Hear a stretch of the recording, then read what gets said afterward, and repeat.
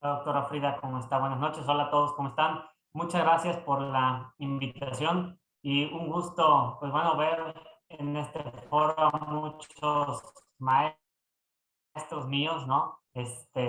Y bueno, que me compartieron tanto durante la residencia y ahora poderles compartir también un poco de lo que estamos haciendo ahorita y del área que estamos impulsando ahorita, ¿no? Entonces, voy a compartir pantalla. Me dicen si la ven. Sí la vemos, doctor. Su internet está ¿Se ve fallando un correctamente? poco. Sí. Pantalla completa, por favor, Perfecto. doctor. Listo, puede Ahí empezar. está en pantalla completa. Sí, puede empezar. ¿La ven en pantalla completa? Ok, muy bien. Perfecto. Bueno, vamos a hablar un poquito acerca de las fracturas índices en osteoporosis, ¿no? ¿Cuáles son las fracturas que si las detectamos podemos marcar la diferencia para el pronóstico del paciente que tenemos enfrente, ¿no? Y pues todos hemos visto un montón de pacientes, ¿no? Ahí en yesos con este tipo de fracturas, que les podemos poner un yeso, les podemos poner una placa, ¿sí? Y ese mismo paciente que en ese momento tenía 55 años, a los 65 llega al mismo servicio con esta fractura y también lo tratamos y le ponemos una excelente prótesis y ese mismo paciente cambia un poquito de servicio a los 75, llegando a columna a lo mejor de ortopedia por dolor nada más de espalda, ¿sí? Se diagnostica con fracturas vertebrales y bueno, le seguimos y a lo mejor a los 80, 85 años llega finalmente con el doctor Zamora al servicio de cadera, ¿sí? Igual, le resolvemos la fractura, ¿no? Pero aquí con este paciente tuvo que pasar una travesía bastante dolorosa, ¿no? Bastante tortuosa, donde a lo mejor nos centramos en las consecuencias y no en la causa, ¿no? Sabemos que en México, de los pacientes con fractura de cadera, el 80% no recibe ningún tipo de prevención secundaria. Y el problema de esto es que muchas veces el ortopedista es el único que continúa viendo al paciente en lo referente a la fractura. Muchas veces los ve el internista, el geriatra y demás, la fractura me la vio el ortopedista, perfecto, ¿no? Y listo, entonces debemos de saber la morbilidad que le estamos causando a este paciente. Que sí, a lo mejor inició a los 55 con esta fractura de muñeca, que después continúa con esta cascada y le estamos provocando una morbilidad excesiva por esta serie de eventos desafortunados, podríamos decir. ¿Sí? ¿Cuál es el problema? Que es extremadamente frecuente. Una de cada dos mujeres y una de cada 5 hombres mayores de 50 va a sufrir alguna fractura por osteoporosis en lo que les queda o nos queda de la vida. ¿Sí? ¿Cuáles son estos? Pues bueno, todas las de baja energía, ¿no? Caídas de altura, flexión de espalda, bajo un escalón, al cargar algo, ¿sí? Sabemos bien cuáles son estas, ¿no? ¿Qué pasa? Después de una de estas fracturas, sea una de radio, sea una de columna, sea una de cadera, el paciente cae en algo que se llama riesgo inminente de fractura, que es este periodo de los 2 primeros años después de una fractura por fragilidad, en los que la incidencia de una nueva fractura es mayor, es mucho mayor, ¿sí? Aquí vemos en estas gráficas cómo la incidencia de fracturas es mayor y lo vemos aquí como con los meses, ¿sí? Los primeros 6 meses tienen una muy alta incidencia de fracturas. Entonces, si no iniciamos un abordaje para resolver esto desde que se fractura, estamos perdiendo tiempo muy valioso. ¿Qué tan frecuente es? Pues bueno, después de una fractura de cadera o vertebral, el riesgo de sufrir una fractura en el próximo año es de 18,000 en 100,000 personas. Esto, un 18% de, de los pacientes que sufren una fractura de cadera o columna, en el próximo año ya tiene otra. El riesgo de sufrir una nueva fractura es 3 a 12 veces mayor en los primeros 2 años después de la primera. ¿Y qué pasa después de la segunda? Pues todavía es peor el pronóstico, ¿no? Porque hasta un 32% va a tener una tercera fractura a los 5 años. Entonces, ¿qué vamos a hacer? Pues nada más estar llenando todos los servicios del hospital, ¿no? Entonces aquí hay que ver qué fracturas nos pueden predecir mejor al paciente que va a tener más fracturas, ¿sí? Este es un estudio que hicieron en todas las mujeres mayores de 65 años de Medicare que tuvieron una fractura por baja energía. En total, 377,000, que es un buen número de muestra, ¿no? Hay que saber que no todas tenían osteoporosis, sino el 39% fueron en pacientes con osteopenia, ¿sí? 10% de estas sufrió otra fractura en el primer año, 18% en los próximos 2 años y el 31%, es una de cada 3, en los próximos 5 años. Entonces, esto nos da una cascada, como decíamos en la residencia, una bola de nieve, ¿no? Que nos va a provocar muchos problemas, mucho gasto y mucha morbilidad al paciente. Aquí tenemos, bueno, en números, las principales de la de mayor frecuencia a la menor frecuencia. Vemos que la fractura de columna es la que tiene mayor frecuencia, con hasta un 40% de fracturas subsecuentes a los 5 años. Vemos a la de radio distal con un 30% de fracturas subsecuentes a los 5 años. ¿Por qué da subrayo también? Porque es sumamente común, ¿sí? Aunque no dejemos de lado pelvis, clavícula y húmero, que también son bastante frecuentes. Aquí lo vemos en una gráfica a lo mejor más amigable, ¿sí? Donde empezando con la verde y la rosita, que es la fractura vertebral, vemos cómo a los 5 años la incidencia es muy importante, pero desde el año ya estamos cerca del 20%. La fractura de radio distal, nada despreciable tampoco, ¿sí? Perdón, me fui para atrás. La fractura de húmero y de pelvis también, ¿sí? Tenemos una muy alta incidencia de nuevas fracturas, aunque no son tan frecuentes como las otras dos. También la clavícula, que incluso a mí me sorprendió la cantidad de pacientes con fractura de clavícula que tienen fracturas subsecuentes. Sí, era una fractura que yo no la tenía al menos considerada como fractura por fragilidad. Después de este estudio a lo mejor sí lo hago, ¿sí? Y aquí vemos también según la edad, porque obviamente no es lo mismo en la paciente de 65 que en la de 85. Vemos que en la fractura vertebral sí es casi igual, porque la incidencia es muy parecida al año, que es la gráfica que tenemos en la parte superior izquierda, aunque no es así en la de radio distal. Vemos que una paciente mayor a 85 años con una fractura de radio distal, aguas, porque viene con la segunda fractura al año muy probablemente, ¿no? Y a los 5 años también vemos los mismos comportamientos. Entonces, podemos tomar a las fracturas del radio y columna como índices para predecir una segunda fractura.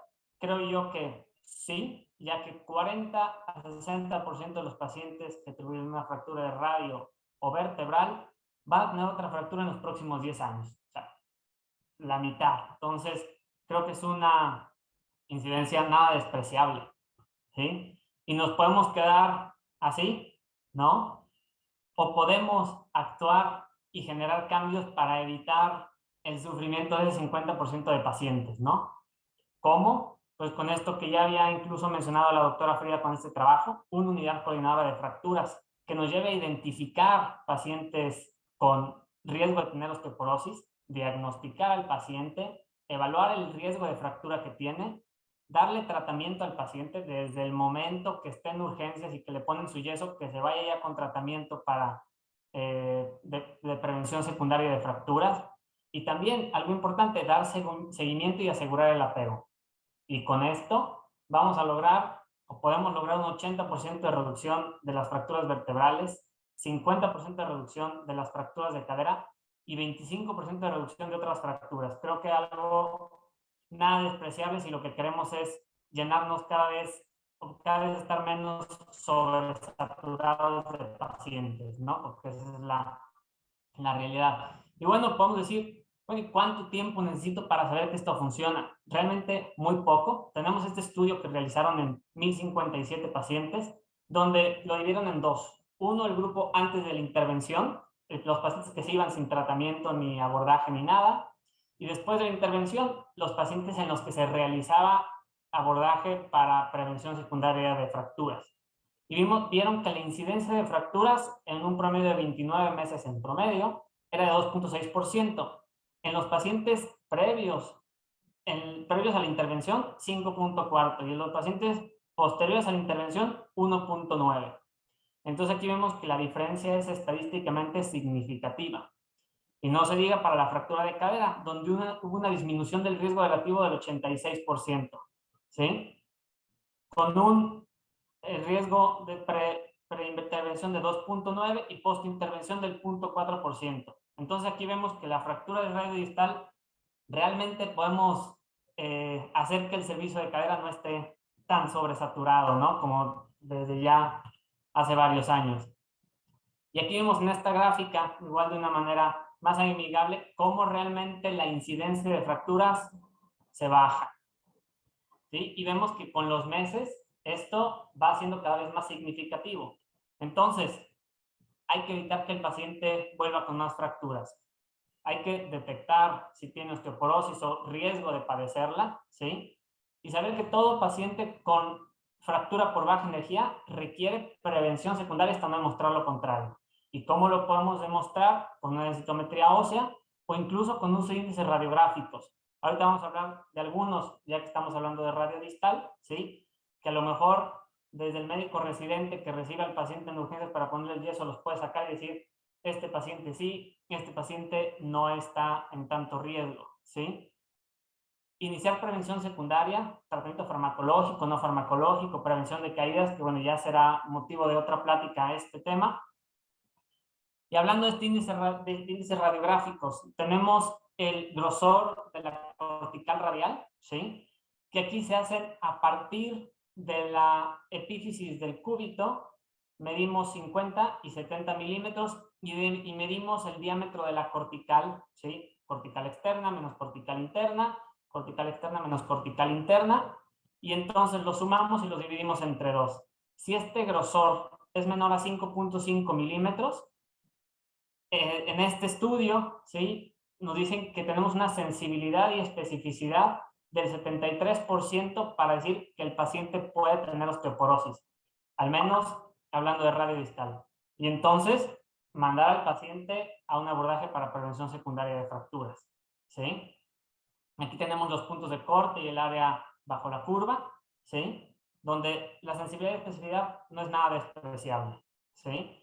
Y tenemos este otro índice, que si sacamos los dos, pues a lo mejor, digo, no hay ningún estudio que hasta el momento que tenga los dos índices radiográficos juntos, pero a lo mejor la sensibilidad y especificidad aumenta, que es el porcentaje cortical del segundo metacarpal.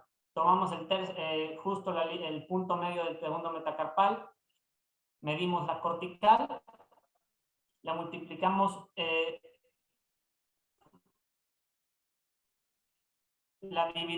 medimos la cortical externa entre la externa, lo multiplicamos por 100 y nos va a dar un porcentaje, ¿sí? Entonces, aquí un porcentaje de cortical metacarpal menor al 60%, tenemos un 88% de sensibilidad y 60% de especificidad de que el paciente va a tener osteopenia. Y si es menor al 50%, según este estudio, que si es un estudio con poco número de pacientes, son 200 pacientes solamente, 100% de sensibilidad y 91% de especificidad. Entonces, aquí lo que podemos concluir es que el paciente con un porcentaje cortical menor al 60%, pues hay que iniciarle este abordaje de prevención secundaria, ¿sí? Y la otra es la fractura vertebral, que es la más frecuente de la osteoporosis, ¿sí? Nos lleva a una menor calidad de vida en casi todos los casos, aumenta también la mortalidad en comparación con el paciente que no tiene fracturas y muchas veces es asintomática, se puede descubrir de manera como hallazgo. Si nosotros vamos a buscarla en los pacientes que llegan con una fractura de radio, muy probablemente encontremos en varios que ya tienen también una fractura vertebral, ¿sí? El tercio restante puede ser tener solo dolor de espalda, entonces a lo mejor no llega al hospital de trauma, llega al hospital de ortopedia, ¿sí? La prevalencia en mayores de 40, que mayores de 40, bueno, es una persona joven, ¿no? Es de 5.4%, 41% de los pacientes con un grado 1 de GENAM y un 59% grado 2 o 3. A los 50 años, esta prevalencia sube bastante, como ven, 12% en mujeres y 20% en hombres de fracturas prevalentes. ¿Qué es esto? Fracturas que ya tenía el paciente y se descubrieron al tomarse una radiografía lateral. ¿Por qué? Si normalmente es más común en mujeres, porque normalmente las fracturas incidentes son clínicamente reconocidas en mujeres en hasta un 33% y en el hombre solo una de cada 7. Entonces por eso tenemos esta diferencia aquí, ¿sí? Entonces hay que acostumbrarnos a diagnosticar la fractura, ¿sí? Perdón, aquí las animaciones no las puse bien, ¿sí? Pero tenemos indicaciones ya específicas para tomar una radiografía lateral de columna, que es todo paciente con una fractura por fragilidad o una fractura por baja energía, hay indicación para tomar una radiografía lateral, ¿sí? Todo paciente que ha perdido altura más de 4 centímetros, también. Todo paciente con terapia con corticoides, también. Todo paciente con mayores de 70 años en la densitometría ósea con un T-score menor a -1, igual hay que hacerlo. O en el paciente de 65 a 69 años, menor a 1.5, igual. Es recomendado. Podemos hacerlo de estas dos maneras. Las radiografías de columna, que ya todos conocemos, ¿sí? Donde podemos ver bien una fractura, pero en ocasiones en la columna, sobre todo torácica, ¿sí? El área diafragmática no es tan sencillo verlas. Y para eso podemos hacernos valer de la morfometría vertebral. Un estudio donde nos mide la plataforma posterior, central y anterior de la vértebra y vemos el porcentaje de compresión o de diferencia que tenga. Mayor al 20%, diagnóstico de fractura vertebral. Y aquí ya el técnico que hace el estudio hace esta medición por nosotros. Entonces, no tenemos que ponernos nosotros a hacer todo este trabajo, sino que es un estudio que ya nos viene con todo este trabajo realizado. ¿Sí? Entonces, pues bueno, saber que aquí tenemos una oportunidad única de tratamiento, ¿no? Todo paciente con fractura de cadera, columna, radio distal por baja energía, hay que hacerle abordaje para prevención secundaria. Tenemos al paciente muchas veces hospitalizado o bajo revisión continua. ¿Qué es esto? Así se ponga un yeso en el paciente con fractura de radio o así se hospitaliza el paciente para un tratamiento quirúrgico, el paciente va a estar en seguimiento al menos hasta que consolide la fractura en el hospital. Entonces podemos tomar estudios en caso de que queramos para descartar una osteoporosis secundaria, ver al menos el seguimiento para ver la adherencia del paciente, cómo le fue con el tratamiento y poder asegurarnos de que no abandone el tratamiento el paciente. Además de que es el periodo ideal porque el paciente está sensibilizado sobre su enfermedad, ¿sí? Ya que hasta el 80% de los pacientes puede abandonar el tratamiento en el primer año. Entonces, por eso este periodo es básico. Y además, pues nos ayuda a una pronta reintegración a la actividad cotidiana al incluir también esta prevención de caídas y manejo por parte de rehabilitación. Muchas gracias.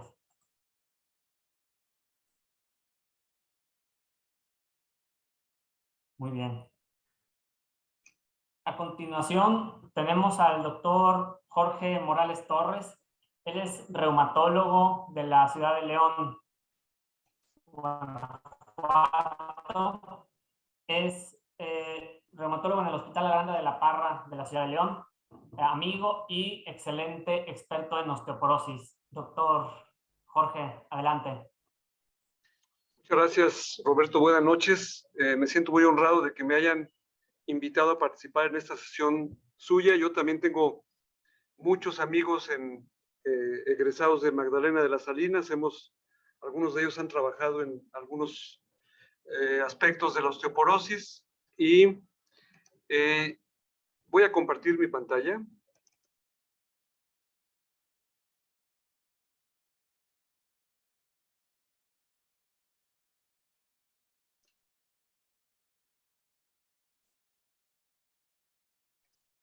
¿Sí se ve mi imagen? Sí la vemos, doctor. Puede iniciar. Ok. En primer lugar, después de agradecer esta invitación al doctor Roberto, quien, como ya se había mencionado antes por la doctora Frida, es una estrella en ascenso en el campo de la osteoporosis y seguramente que vamos a aprender mucho de él en los siguientes muchos años. Él me invitó a que tratara con ustedes el tema de cómo abordar al paciente con fractura por fragilidad. Estos son mis conflictos de interés. He recibido honorarios por participar en diversos tipos de actividades con la industria farmacéutica. Nada de eso tiene que ver con el tema que discutiremos en esta ocasión. En los años 90, con la creciente disponibilidad de la densitometría, la mayor parte de las orientaciones diagnósticas y terapéuticas, las definiciones terapéuticas, se basaban precisamente en la densitometría.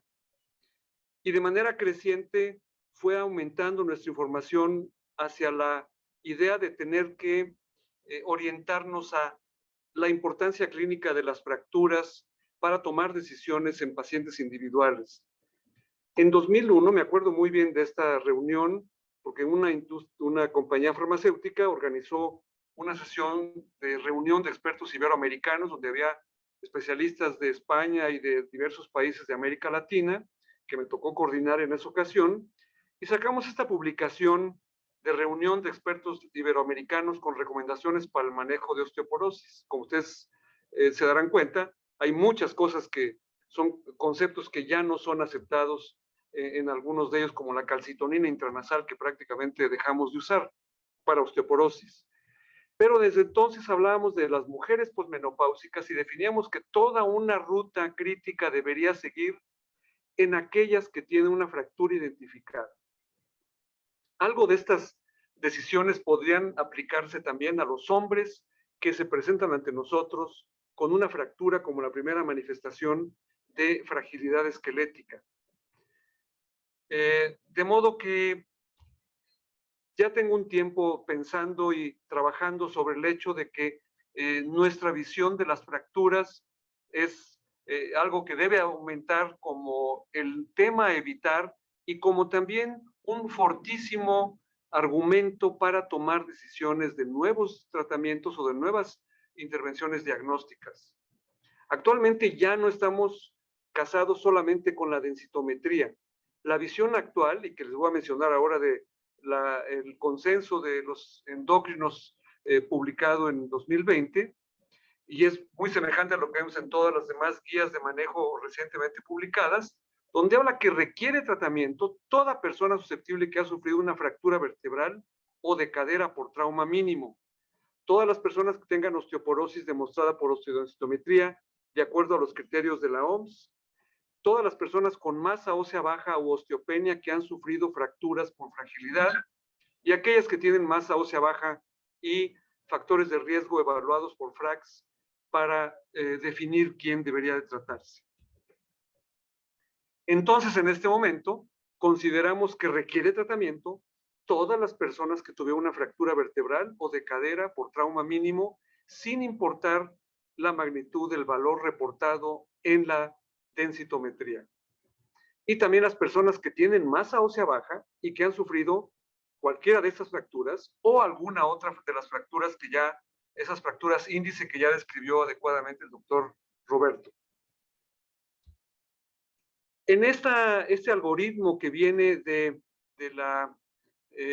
las guías de manejo de osteoporosis para mujeres posmenopáusicas publicadas por la doctora Camacho y colaboradores entre los endocrinólogos de Estados Unidos, el criterio para comenzar el manejo de un paciente es aquel que tenga un T-score en columna o fémur o cadera total o cuello de fémur de menos 2.5, o bien que tenga una historia de fractura por fragilidad, o que tenga una alta frecuencia o probabilidad de sufrir fracturas por FRAX.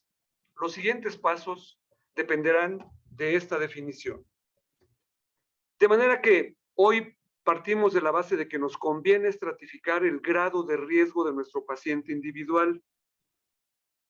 Se considera que tiene riesgo alto de fractura aquel paciente que tiene osteoporosis por criterios densitométricos, pero que no pueden definirse por los siguientes criterios que mencionaré más abajo, y que no ha tenido una fractura previamente. Este paciente necesita atención, necesita tratamiento farmacológico frecuentemente, pero es un paciente que no consideramos con un riesgo muy alto de fractura. ¿Quiénes son los que definimos de esta manera? Aquellos que tienen una fractura reciente. Ya se mencionó cómo el tener una fractura aumenta la probabilidad de tener otras fracturas, pero en el primer año después de una fractura vertebral es más común que tengamos nuevas complicaciones de este tipo. Aquellos que tienen fracturas múltiples, fracturas durante el tratamiento o que son secundarias a fármacos como los glucocorticoides, son pacientes que se consideran en muy alto riesgo, así como cuando hay esas otras consideraciones que no voy a discutir ahora. El paciente con diagnóstico de osteoporosis, que además tiene una fractura por fragilidad o que llega con nosotros por una fractura de fémur o una fractura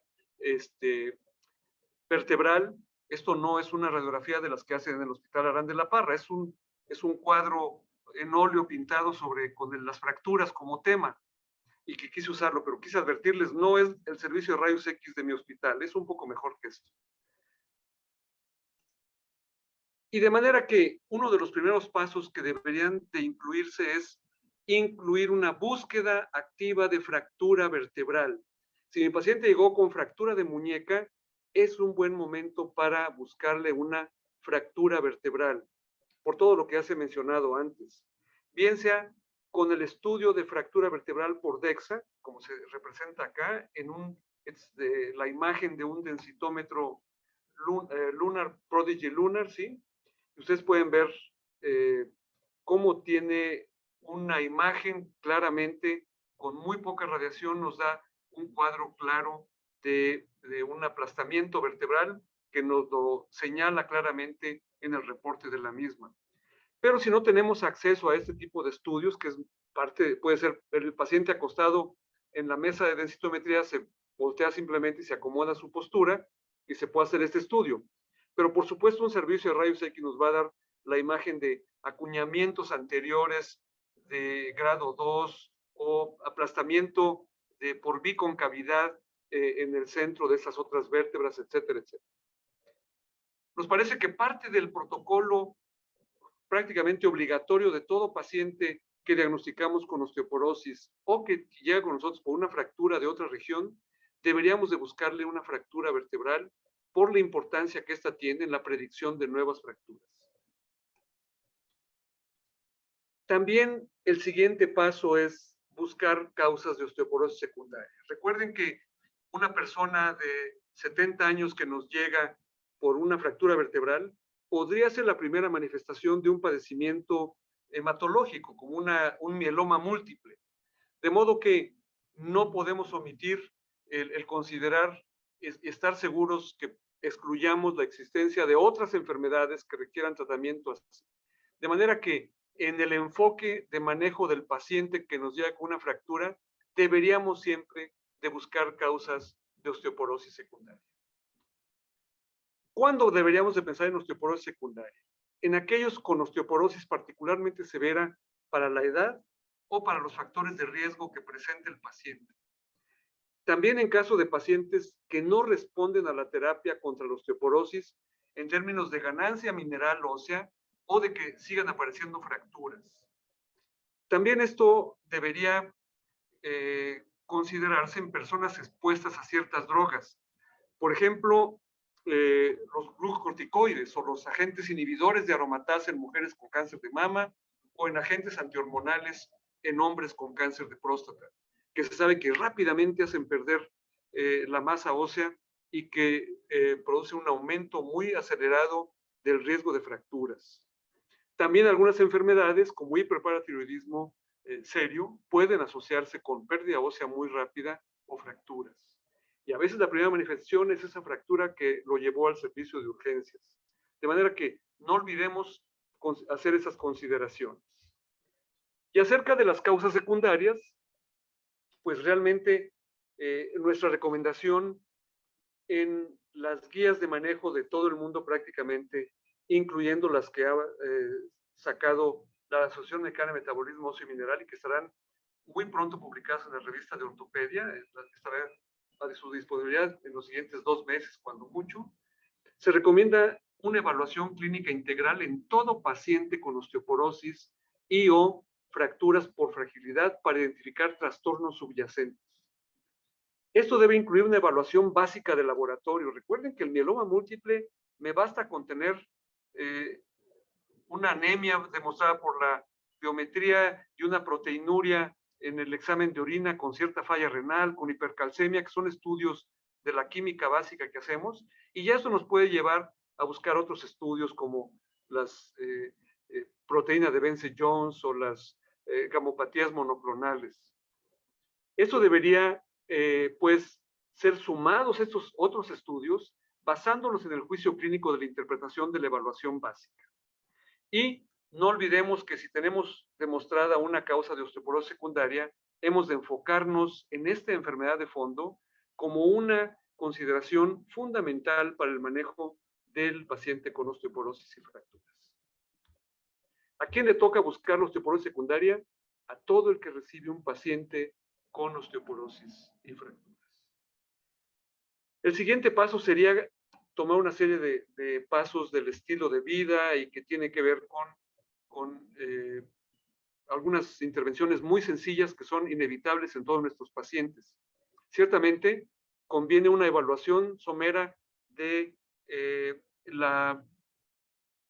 el consumo de calcio de nuestro paciente, medir la vitamina D en suero y dar tratamiento para causas de osteoporosis secundaria encontradas.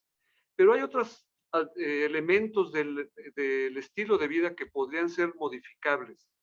Vean ustedes, recomendamos en todos los casos un ingreso de 1.2 gramos por día, fundamentalmente de los lácteos que nos dan el 75-80% del calcio que ingresa en la dieta de un mexicano promedio. Me dicen, es que yo voy a comer charales. Pues sí, voy a comer charales de vez en cuando. No es algo que vaya a consumir cotidianamente, porque ni siquiera son tan fáciles de conseguir en todos lados. Pero si usted no vive en los alrededores del lago de Pátzcuaro o de Chapala, probablemente no vaya a poder comer charales diariamente. De manera que recordemos que si no obtiene un ingreso suficiente de lácteos, probablemente debamos de complementar esto con suplementos. ¿Cuánto tiempo? Toda la vida, ¿sí? Vigilando los que tienen litiasis, vigilando todo esto, pero se necesita esta suplementación de calcio todo el tiempo. La vitamina D deberíamos de pensar en suplementar por lo menos con 1000 a 2000 unidades por día, teniendo como meta alcanzar en el suero 30 nanogramos por mililitro de 25 OH vitamina D. Ya es una prueba accesible, que rápido nos la reportan y que está en un costo accesible y nos da mucha información sobre cómo tratar a nuestro paciente. El sol puede ser una forma de obtener para algunos pacientes, pero recuerden que conforme envejecemos, perdemos eficacia sintetizadora de nuestra piel y debemos de depender de suplementos. Proteínas de alta calidad, 100 a 120 gramos por día, lácteos, carnes, huevos y en algunos casos suplementos. Cuando mi hijo, que es nutriólogo, me hizo una evaluación de la cantidad de proteínas que estaba consumiendo, pues a veces era muy buena, pero a veces era insuficiente. Entonces, necesitamos que desayuno, comida y cena tengamos un ingreso adecuado de proteínas para que obtengamos aproximadamente por encima de 100 gramos por día. Por supuesto, evitar el consumo excesivo del alcohol y favorecer la actividad física en todos los pacientes. Actividad física como, bueno, el paciente que se acaba de romper la cadera no lo vamos a mandar al parque, pero hay formas de programarle ejercicios. Y yo soy muy contento con este programa ViviFrail, que es una forma de programar ejercicios adecuados para diversos tipos de restricciones, para pacientes frágiles, débiles, con otras condiciones médicas, con multimorbilidad, y donde conviene que lo tengamos en mente. Esto está esta es la dirección de la página web. Esta es una iniciativa europea donde la Universidad de Navarra en España ha sido muy importante en la generación y en la distribución de esta información, pero vean ustedes cómo puede programarse ejercicios desde aquellos que tienen ninguna limitación, solamente tienen riesgo de caídas, o que tiene limitación mínima, o que tiene un paciente con prefragilidad, o que tiene limitación moderada o severa. Hay forma de programarles ejercicios para todos ellos, y los invito a conocer este método que seguramente podrá ayudarnos a enriquecer las intervenciones sobre nuestros pacientes. También llega el momento de considerar terapia farmacológica, considerando educación en estilo de vida, prevención de caídas y fármacos. Esto de la terapia farmacológica va a ser un tema tocado en la plática siguiente. De manera que quisiera discutir brevemente con ustedes un concepto. El problema del paciente con una fractura por fragilidad no termina al resolver la fractura. Y el médico ortopedista, el cirujano ortopedista, tiene una oportunidad única al estar precisamente junto al paciente en el momento de la necesidad y donde puede empezar este programa de prevención de fracturas secundarias. Estoy seguro que todos ustedes están en conocimiento de el programa de Capture the Fracture. Es una iniciativa de la International Osteoporosis Foundation que ya tiene 10 años en el mundo, que ha ido aumentando el número de centros donde se llegan los protocolos que tienen la idea de prevenir nuevas fracturas en el paciente que llega a un hospital o que llega a un servicio de urgencias por una fractura precisamente, y de esta manera se identifica como el paciente que deberíamos tener una serie de pasos para evitar nuevas fracturas precisamente. Entonces, eso seguramente que acercarnos a conocer ese tipo de intervenciones puede ayudarnos a dar una mejor orientación a nuestros pacientes. No debemos de dejar de discutir la reevaluación.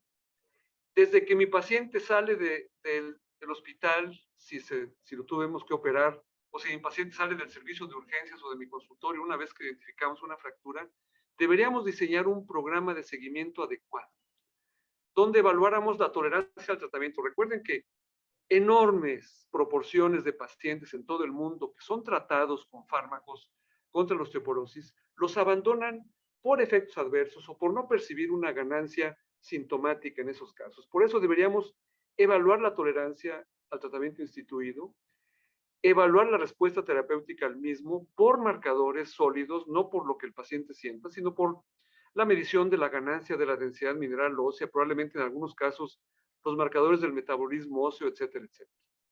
Ciertamente deberíamos de implementar estrategias para asegurar la adherencia al tratamiento, donde la cercanía con el paciente es importantísima. Deberíamos de instruir sobre un estilo de vida saludable para los huesos, para mantener toda la vida, porque no me dicen es que me recetó el calcio por 3 meses. No, lo puedo haber citado en 3 meses, pero el calcio es para toda la vida, ¿sí? No le pongan, por 3 meses póngase el calcio, escriban en su receta continuamente hasta que yo la vea, ¿sí? Y deberíamos de instruir sobre la necesidad de prolongar ese tratamiento, aunque por periodos pudiera estar sin fármacos específicos como denosumab, alendronato, etcétera, pero calcio, vitamina D, estilo de vida saludable, ejercicio, evitar tóxicos, son indispensables para todo el tiempo. Y nada más para terminar, les diría que el paciente con osteoporosis y fractura debería manejarse con lo que hoy reconocemos como intervenciones con evidencias razonablemente sólidas. El empleo de medidas farmacológicas y no farmacológicas pueden seguir pautas ordenadas. No dejemos que esto sea un poquito al arbitrio de lo que se vaya ofreciendo, lo que se vaya pudiendo, sino que pongamos desde el principio ingreso de calcio, ingreso de vitamina D, ingreso de proteínas, ejercicio, no fumar, no beber en exceso, etcétera, etcétera. Dicen que, ¿cómo sé que el paciente bebe en exceso? Si bebe más que yo, eso debe ser en exceso. Entonces, ese es mi criterio, ya cada quien tendrá el suyo. Además, la toma de decisiones basada en evidencias hasta donde sea posible ha de consensarse con el paciente. Estamos hablando de tratamientos latosos, molestos, algunas veces complicados, con algunos fármacos requieren ciertas ceremonias, como tomárselo en ayunas y demás, y algunos fármacos son caros o tienen efectos adversos que requiere discutirse con el paciente. De manera que sí estemos seguros de que tenemos que hablar de todo esto con el paciente, así como el hecho de que la ventaja que queremos no es que gane una mejoría sintomática, sino que queremos que disminuya su riesgo de tener nuevas fracturas con todas las consecuencias que eso puede tener. Y con esto les doy las gracias por su atención. Muchísimas gracias, doctor Jorge, por su excelente presentación y por su mensaje para todos nosotros. Y a continuación tenemos al doctor Jesús Ángel González, también egresado de Eder Magdalena, que de hecho fue mi R2, egresado también de alta especialidad en artroscopía y en el hospital, adscrito al IMSS y con práctica privada en la ciudad de Culiacán, Sinaloa, y quien se ha interesado también por esta área de la osteoporosis. Adelante, Jesús Ángel. Buenas noches. Muchas gracias por su presentación. Si me ayudan para ver si se ve la presentación dentro de la compartida.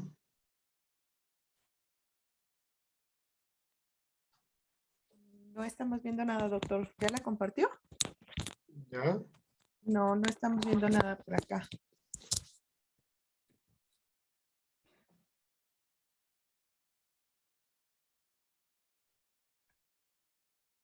¿Y ahí, perdón? Ya va, está cargando. Pantalla completa, por favor.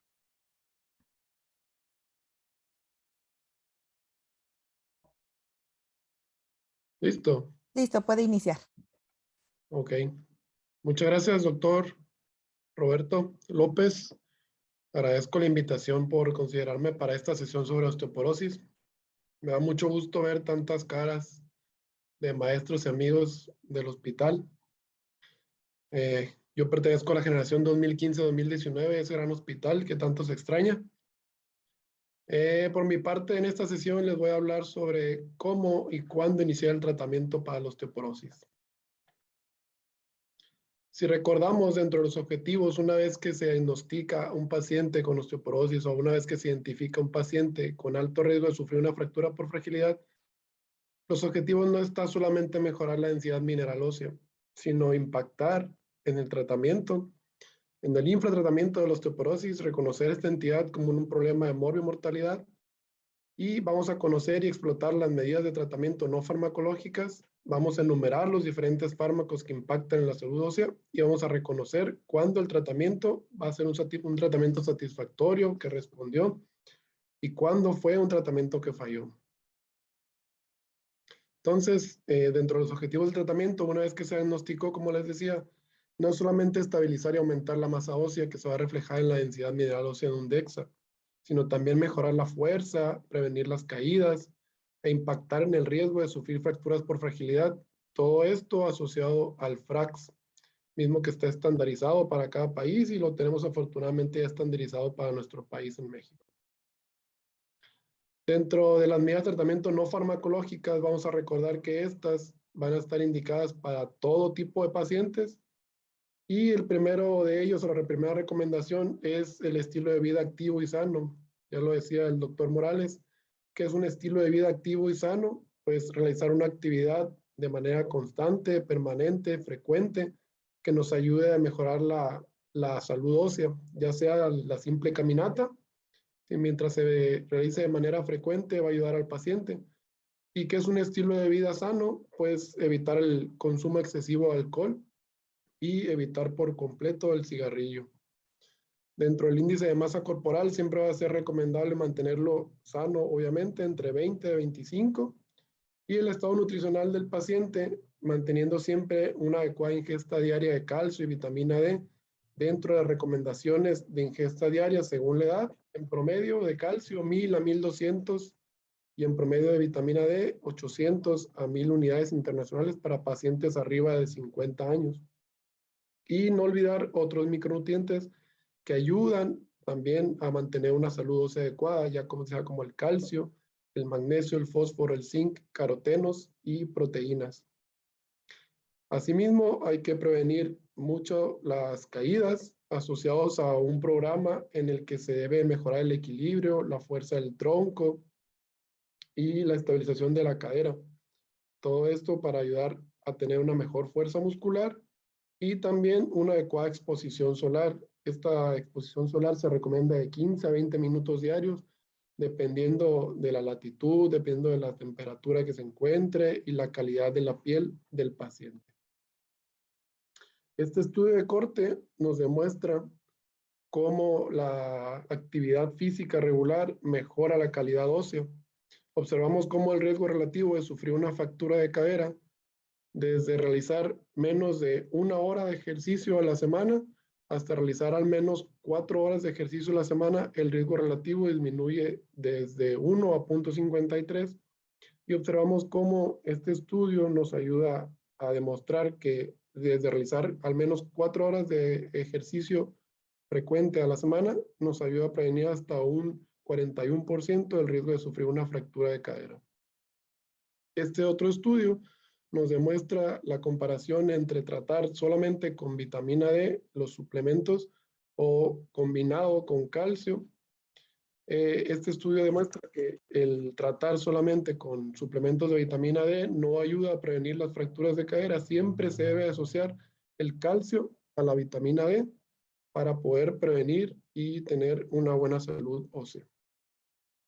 Dentro de las medidas de tratamiento farmacológicas, vamos a dividir todos estos fármacos que tenemos disponibles en antirresortivos, en anabólicos y mixtos. Dentro de los antirresortivos vamos a dividir entre hormonales y no hormonales. Como hormonales tenemos la terapia de estrógenos aislados o estrógenos conjugados.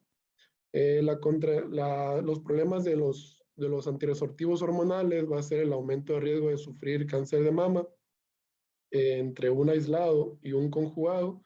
La ventaja del conjugado es que no va a estimular el endometrio. A diferencia de los no hormonales, que estos no nos van a tener el aumento del riesgo de sufrir el cáncer de mama, tenemos el raloxifeno y los ya populares bifosfonatos. Los bifosfonatos tenemos el gran problema de los efectos adversos gastrointestinales. Estos mismos una vez se relacionaron con sequedad de esófago, sin embargo se refutó esta teoría debido a que simplemente se demostró que los pacientes que tomaban bifosfonatos era más común que se realizaran una endoscopía, donde se encontraba de manera incidental un sequedad de esófago. Estos también son nefrotóxicos en pacientes que tienen una baja tasa de filtración glomerular. Por lo tanto, se debe tomar cierta medida precautoria en esos pacientes. Otro antirresortivo no hormonal es el denosumab, fármaco de aplicación semestral que inhibe el RANKL. Y como anabólicos tenemos a la teriparatida y la valoparatida, que el problema de estos fármacos es su alto costo y que se tienen que mantener refrigerados, así como la aplicación diaria. Y un fármaco mixto que tenemos disponible es el romosozumab, que va a ser antirresortivo y anabólico, inhibiendo la esclerostina. En esta tabla podemos ver cómo todos estos fármacos de los que hablamos están aprobados por la FDA, tienen su dosis de prevención y su dosis de tratamiento diaria. Y en esta otra tabla comparamos cómo los sitios preferentes de acción de cada uno de ellos. Podemos observar cómo ciertos fármacos como el alendronato, el denosumab, el risedronato y el ácido zoledrónico son los únicos que tienen efecto predominante en los 3 sitios al mismo tiempo, ya sea vertebral, en fracturas no vertebrales y en fracturas de cadera.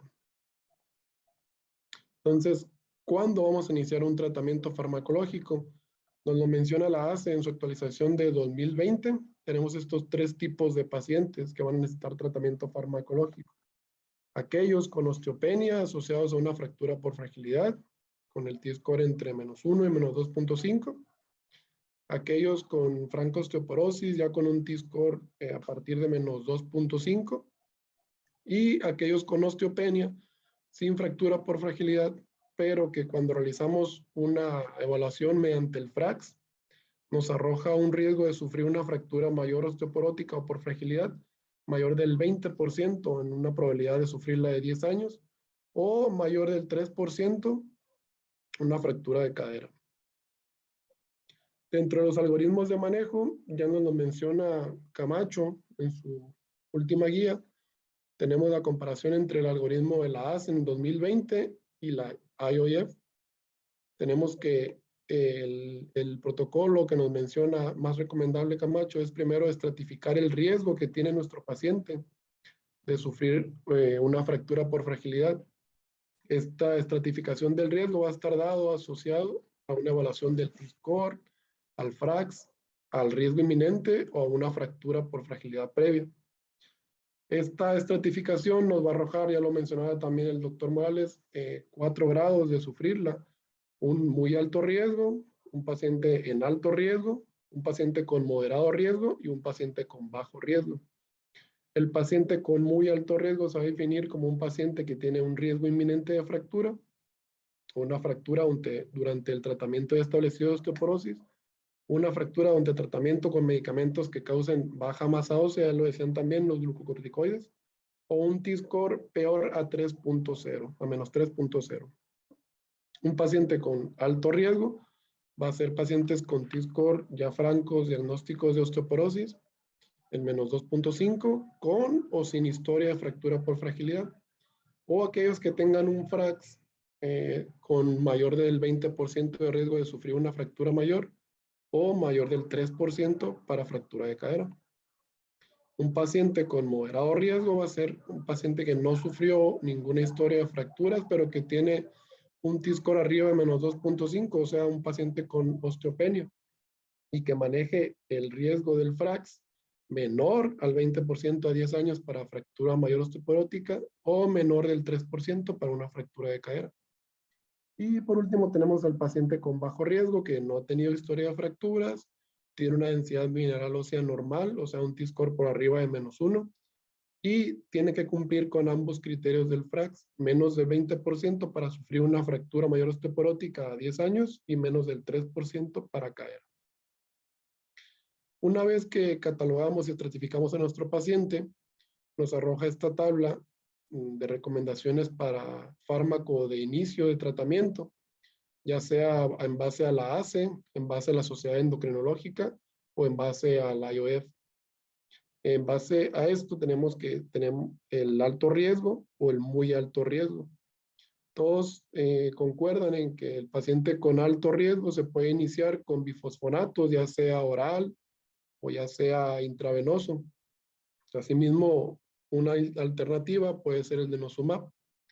Y también concuerdan en iniciar la terapia secuencial, se llama hoy en día, el hecho de usar un fármaco anabólico seguido de un antirresortivo en los pacientes con muy alto riesgo de sufrir fractura por fragilidad, ya sea la valoparatida o la teriparatida, seguido de un bifosfonato. Y otro algoritmo que tenemos es el de la IOF en 2019, que se basa en dos simples criterios, el FRAX y la edad del paciente. Este es un algoritmo un poco más amigable, más representativo con una simple gráfica que nos va a dividir en verde, rojo y naranja. Esta gráfica, si caemos en verde, es una invitación a no tratar, sin embargo, a mantener todas las medidas farmacológicas en el paciente. Y si caemos en el color rojo, nos invita a tratar. Y tenemos esta franja naranja justo en el medio, dividida por una línea de intervención. Esta línea naranja, si nuestro paciente cae en este color, nos invitan a medir la densidad mineral ósea por un DEXA y a reevaluar el riesgo que tiene el paciente. Si al reevaluar el riesgo del paciente cae entre verde y por abajo de la línea de tratamiento, este paciente se va a reubicar y se va a reestratificar como un paciente con bajo riesgo. Sin embargo, si este mismo paciente u otro cae por arriba de la línea límite de tratamiento, pero por abajo del color rojo, nos va a estratificar el paciente como alto riesgo. Y si una vez reubicado el paciente nos cae en rojo, pues ya lo pasamos a un paciente con muy alto riesgo. Recordemos que todos los pacientes, sean de bajo, moderado o alto o muy alto riesgo, se les debe optimizar el calcio y la vitamina D. Recomendar el ejercicio frecuente y constante según la edad del paciente y según los factores de riesgo que tenga, y prevenir las caídas. Todos estos tratamientos farmacológicos van encaminados a todos los pacientes. Y la IOF, como pacientes de bajo riesgo, nos invita a considerar simplemente la terapia de reemplazo hormonal o los inhibidores selectivos de estrógenos. Pacientes con alto riesgo ya nos invita a usar bifosfonatos o cualquier otro inhibidor de la resorción ósea. Y pacientes con alto riesgo ya de nuevo se enfoca aquí a la terapia secuencial. Un fármaco anabólico, ya sea la teriparatida o avaloparatida, seguida de un inhibidor de la resorción ósea, ya sea un bifosfonato, por ejemplo. Y en algunos otros pacientes se considera las terapias de manejo local para mejora ósea, de la calidad ósea, perdón. Esta terapia secuencial, de que vamos a hablar un poquito más de ella, de qué se trata, que es la administración de dos fármacos. Iniciar con un anabólico seguido de un antirresortivo. Esta terapia secuencial es la mejor oportunidad y es incomparable debido a que va a atacar los dos problemas principales en la osteoporosis. Va a reducir la remodelación ósea y va a incrementar la formación de hueso al reclutar osteoblastos. El anabólico seguido antirresortivo es hoy en día la mejor terapia de tratamiento para pacientes con alto riesgo de sufrir cadera y esto está en la guía de la ACE como un grado de evidencia A. Para el seguimiento del tratamiento y monitorización, la IOF recomienda 2 agentes que se encuentran en el suero, que es el telopéptido tipo 1 del colágeno tipo 1 terminal, que nos va a hablar sobre la reabsorción ósea, y el otro es el propéptido de colágeno tipo 1 carboxiterminal, que nos va a hablar sobre la formación ósea. Si nosotros queremos ver qué tan bien el paciente está respondiendo a la terapia de tratamiento y no nos queremos esperar a 2 años o 1 año a realizarle otro DEXA, podemos buscar estos 2 agentes en el suero 6 meses posterior al inicio de la terapia. Y pues la falta de apego a tratamiento es otro problema que hay que atacar. Esta gráfica nos muestra cómo desde el 2002 al 2011 se siguieron pacientes seguidos de iniciar el tratamiento de la osteoporosis y la terapia o el apego a la terapia cayó desde un 40 hasta un 20% en 10 años. El principal factor predictor fue pues, que hayan usado medicamentos para osteoporosis antes de fracturarse y los mayores problemas se tuvieron con bifosfonatos. Recordemos que estos bifosfonatos pues, son los que tienen mayores problemas de efectos adversos gastrointestinales, que es por lo que muchos pacientes lo dejan. Y la mayor oportunidad para afectar el apego al tratamiento es después de que el paciente haya sufrido una fractura por fragilidad, ya que se encuentra mayor sensibilizado en ese momento. ¿Cuándo vamos a considerar un tratamiento satisfactorio y cuándo vamos a considerar que nuestro tratamiento falló? No debemos olvidar los objetivos del tratamiento de la osteoporosis, que es prevenir las fracturas, mejorar la calidad ósea, prevenir caídas y reducir el impacto que tiene esta en el FRAX. Cuando mejoremos o impactemos en cualquiera de estos ámbitos, ya estamos cumpliendo con el tratamiento. Recordemos que no se puede eliminar por completo el riesgo de sufrir una fractura por fragilidad, más si se puede disminuir este riesgo de sufrir una fractura. Y no necesariamente si nuestro paciente sufre una fractura, va a notar falla en el tratamiento. Sin embargo, debemos de reconsiderar cambiar el régimen o usar una terapia secuencial. Y evidentemente ya si tenemos 2 o más fracturas por fragilidad durante el tratamiento o si tenemos una fractura por fragilidad y demostramos que tenemos disminución de la densidad mineral ósea o esta no ha mejorado o tenemos ausencia de cambios en los marcadores de reabsorción ósea, ya sea en el PIM o el CTX de mayor de 25%, ahí sí se va a considerar que tenemos una falla del tratamiento. En resumen, debemos siempre considerar el tratamiento no farmacológico. Tenemos que estratificar el riesgo en el que se encuentra nuestro paciente para asignarle el mejor tratamiento. No debemos olvidar las causas secundarias de osteoporosis, que estas pues, van a necesitar tratamientos específicos diferentes a los del algoritmo que presentamos hoy. Y en caso de falla al tratamiento, considerar el manejo multidisciplinario o considerar derivar a un especialista en osteoporosis. Muchas gracias. Muchas gracias, Jesús Ángel, por darnos esta introducción, digamos, al tratamiento de la osteoporosis. A continuación tenemos al doctor Enrique Zamora, que está en el servicio de cadera actualmente del Hospital de Trauma, que está ahí al pie del cañón de con todos estos pacientes, ¿no?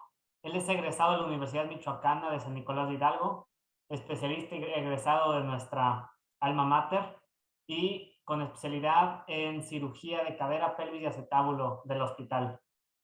Doctor Zamora, muchas gracias. Muchas gracias. ¿Sí se me puede escuchar? ¿Sí se me escucha? Sí, así es. Perfecto. Agradezco muchísimo su invitación. Es un honor estar con grandes maestros que yo pertenezco a la generación 2001-2005 y pues es un gran honor volvernos a encontrar. Voy a compartir mi pantalla.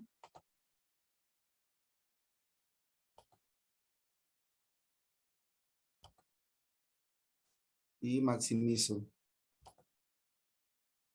¿Se ve bien? Sí, se ve bien, doctor. Bien. El tema que me toca a mí hablar es sobre la evolución y el futuro de la fractura de la cadera en México. Como ustedes saben, la esperanza de vida en México ya se duplicó, pasando de 36 años hasta los 75 años, lo que lleva a que estamos envejeciendo más de una población de 10 millones de personas de 60 años o más. El principal problema es que para el 2050 esta estimación crecerá a la cifra de 36.4 millones. O sea que vamos a aumentar una esperanza de vida de 82 años. Y lo podemos ver con estas pirámides poblacionales actuales, donde hay una inversión clara de esta pirámide poblacional. Hay menos gente de menor edad y cada día la población anciana está aumentando.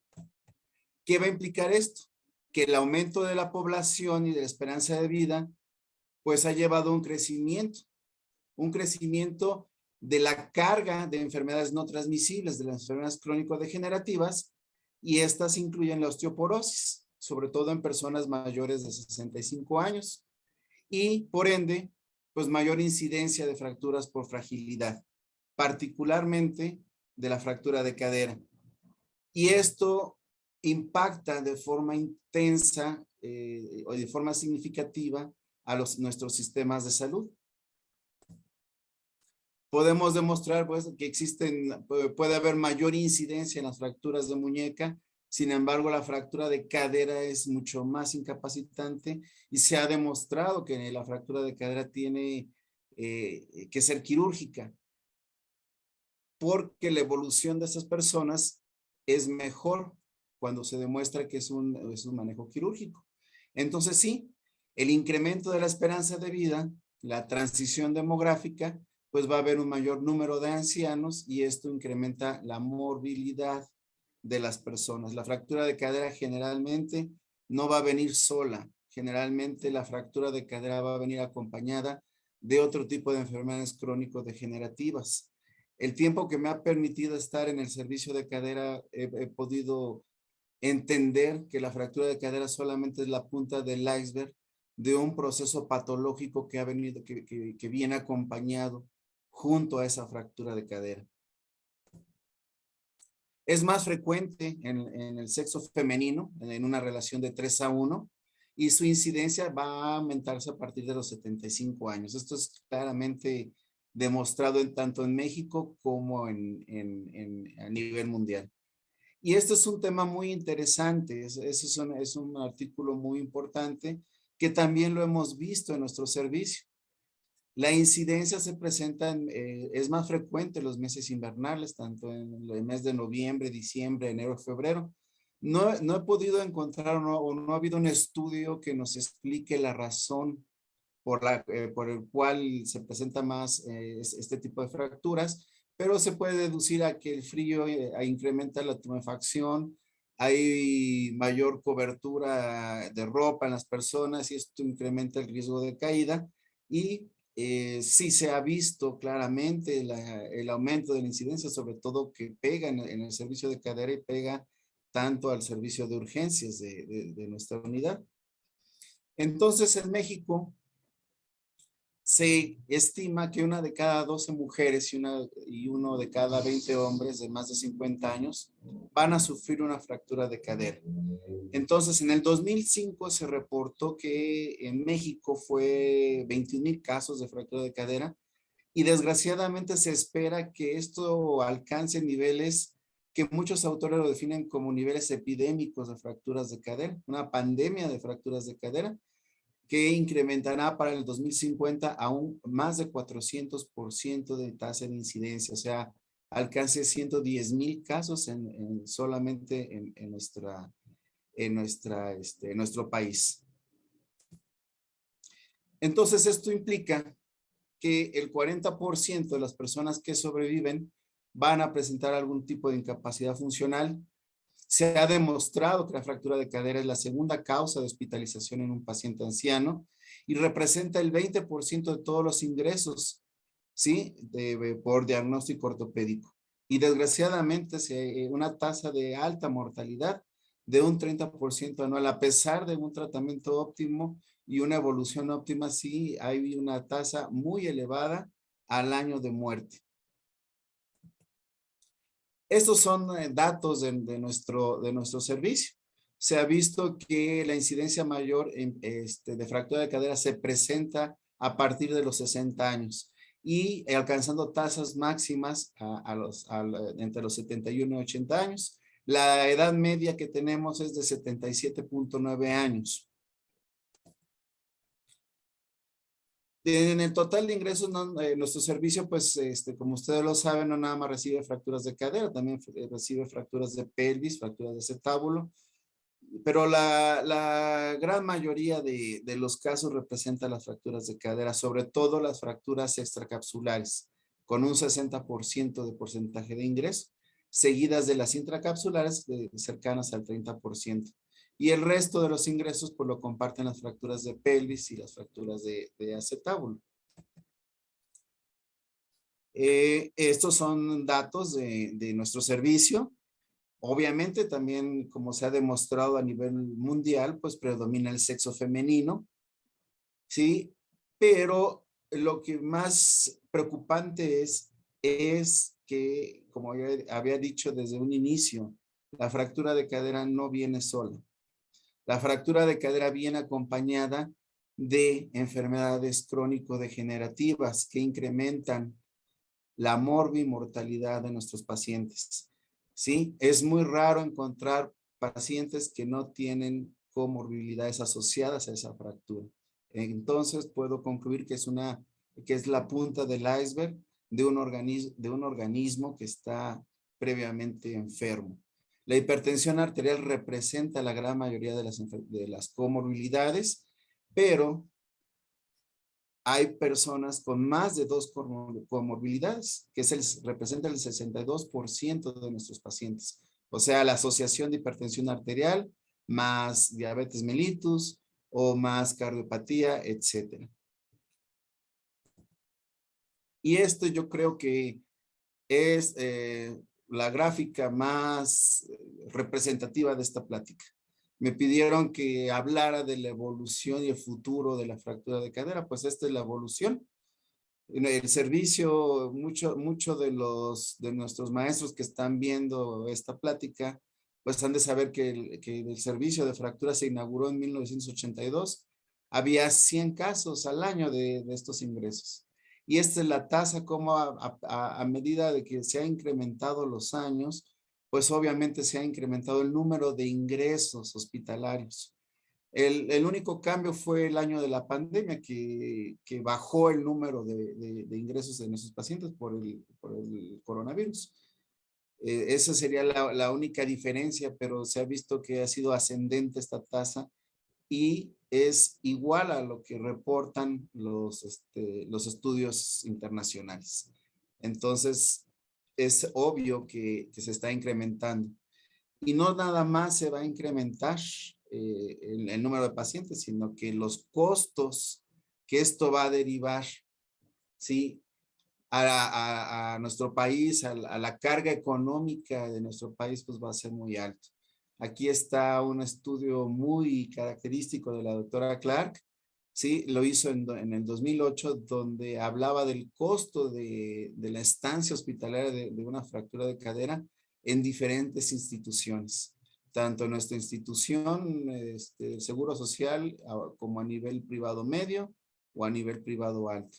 Quiere decir que los costos se van a ir incrementando año con año. Y las complicaciones, obviamente, que se presentan dentro de nuestra unidad hospitalaria, ya estando el paciente internado, pues predomina el síndrome confusional, junto con las alteraciones cardíacas, las alteraciones pulmonares. Afortunadamente el tromboembolismo ha disminuido y el sangrado tubo digestivo, porque iniciamos medidas profilácticas desde su ingreso del paciente para disminuir estas complicaciones que antes eran más frecuentes. ¿Por qué entonces se operan las fracturas de cadera? ¿Por qué nos preguntaremos por qué no las manejamos de forma conservadora? ¿Por qué si son tan caras y la expectativa de vida es muy baja y las alteraciones funcionales residuales son muy altas? ¿Por qué los operamos? Pues porque se ha demostrado claramente que esa es la única oportunidad que tienen nuestros pacientes para poder seguir adelante, ¿sí? Si nosotros no lo operamos, se ha demostrado que más del 60-65% de estos casos van a fallecer al año. Entonces, por lo menos, el manejo quirúrgico disminuye esa mortalidad, ¿sí? Al 30%. O sea, si uno lo opera, mejora la morbimortalidad. Entonces, en la actualidad es muy raro encontrar a un paciente de cadera que no indiquemos un manejo quirúrgico, solamente con la excepción de que su estado médico, ¿sí?, sea contradictorio a indicar una cirugía. Entonces, la gran mayoría de nuestros pacientes entran a quirófano. Pero siempre es importante recordar que la fractura de cadera debe ser considerado como una urgencia relativa. ¿Por qué? Porque desde que el paciente se fractura, el dolor, la inmovilidad, la deshidratación que sufren, la respuesta al trauma que se presenta y la hipoxemia, pues van a terminar por desequilibrar el frágil organismo de nuestros abuelos. Entonces, las consecuencias incluyen todo esto. Entre más días pasen, o sea, la interacción de una patología aguda sobre una crónica, pues produce una combinación peligrosa para que potencialmente estos pacientes tengan una morbilidad muy elevada. Por eso, actualmente se considera que la cirugía a las 24 horas o máximo a las 48 horas es la etapa ideal para operar a estos pacientes. Obviamente en pacientes estables. Obviamente pacientes que llegan inestables, pues se tiene que valorar por medicina interna, buscar mejorar las condiciones médicas de estos pacientes. Está asociado a operarlo temprano a una disminución de la mortalidad y de las complicaciones postquirúrgicas. ¿Cuánto es el incremento de la mortalidad? Pues las cirugías que se realizan después de las 48 horas pueden incrementar hasta un 10% la tasa de mortalidad. ¿Sí? Y esto es algo que tenemos que incidir y es algo que todavía estamos pendientes de mejorar en nuestro hospital, ¿sí? Es la cirugía temprana.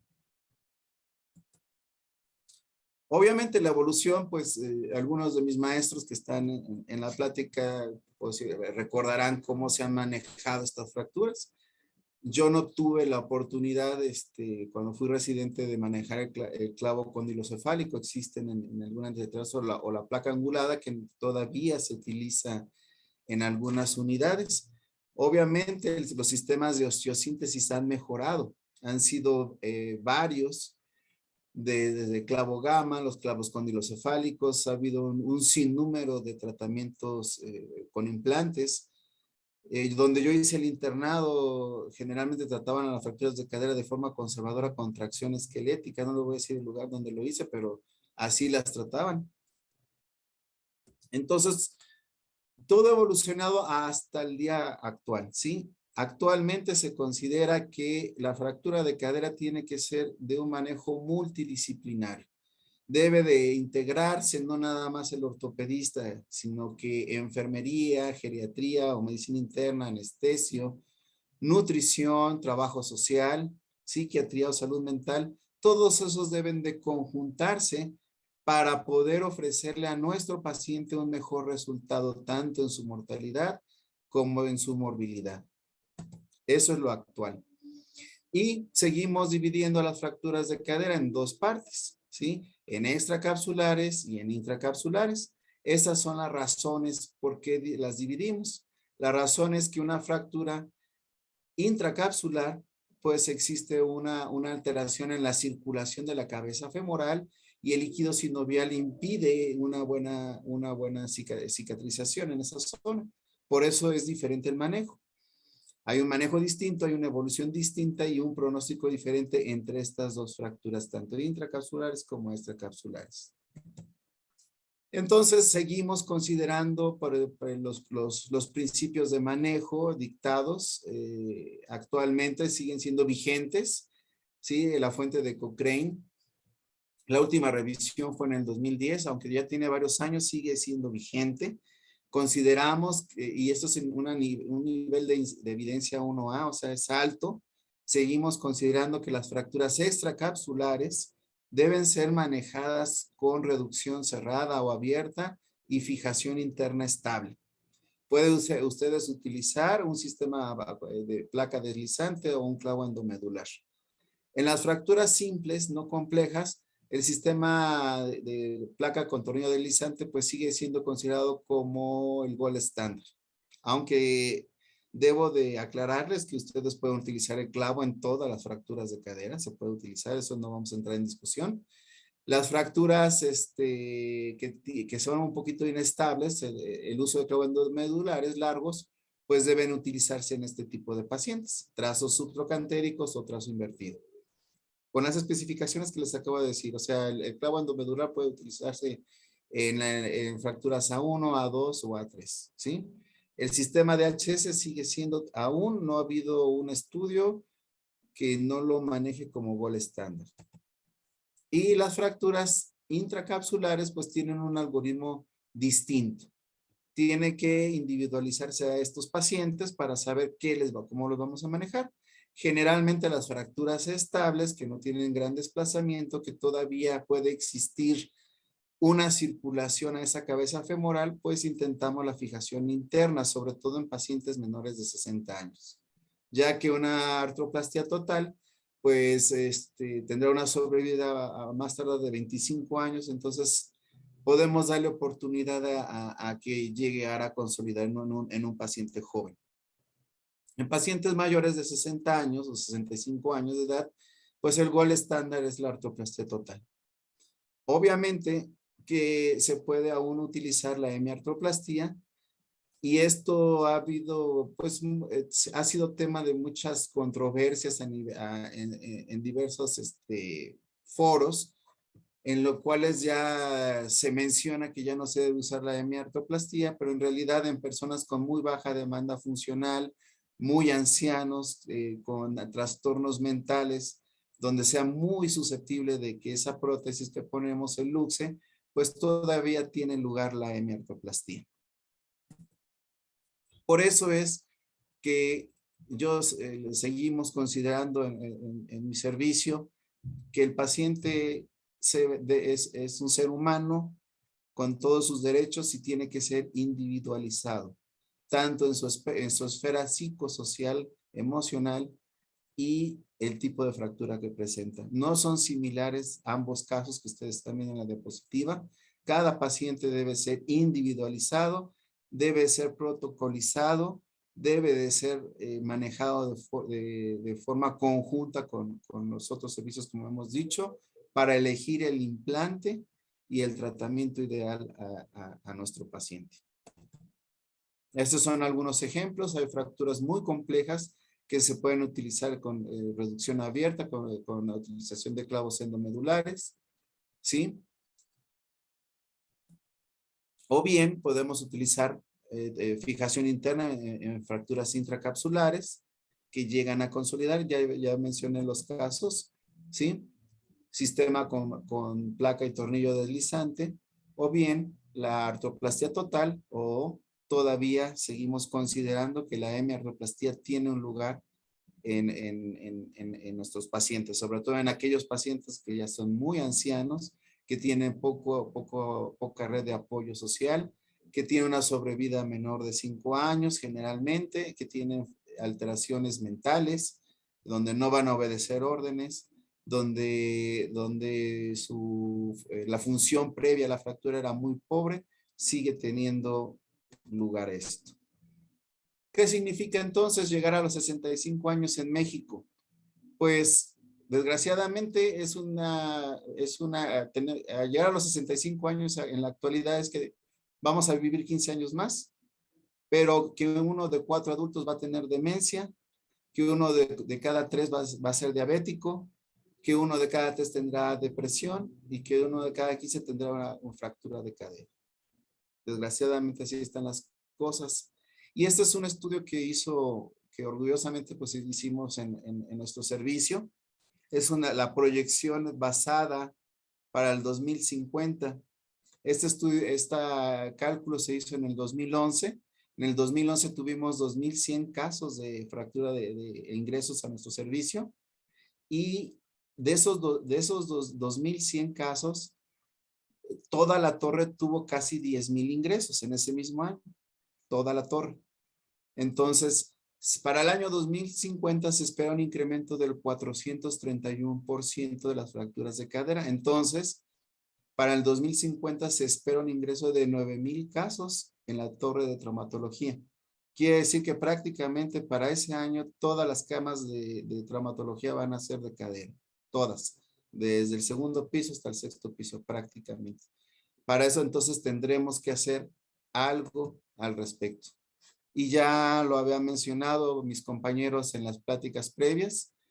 Creo yo que, y está demostrado primero que nada, que la medicina preventiva va a ser primordial para evitar esta grave epidemia de fracturas de cadera y la medicina para prevenir una segunda fractura en nuestros pacientes fracturados. No voy a ahondar más en esto, ya habíamos hablado del FRAX y ya habíamos hablado de la densitometría ósea. Entonces está centrado el tratamiento a futuro en la medicina preventiva, en lo que es prevención de caídas y el tratamiento de la osteoporosis. El reto, entonces, es que haya vidas más largas, que vivamos más años, que llegamos hasta los 85 años, pero que seamos activos, que seamos saludables para nuestros abuelos del hoy y nuestros abuelos de mañana. Muchas gracias.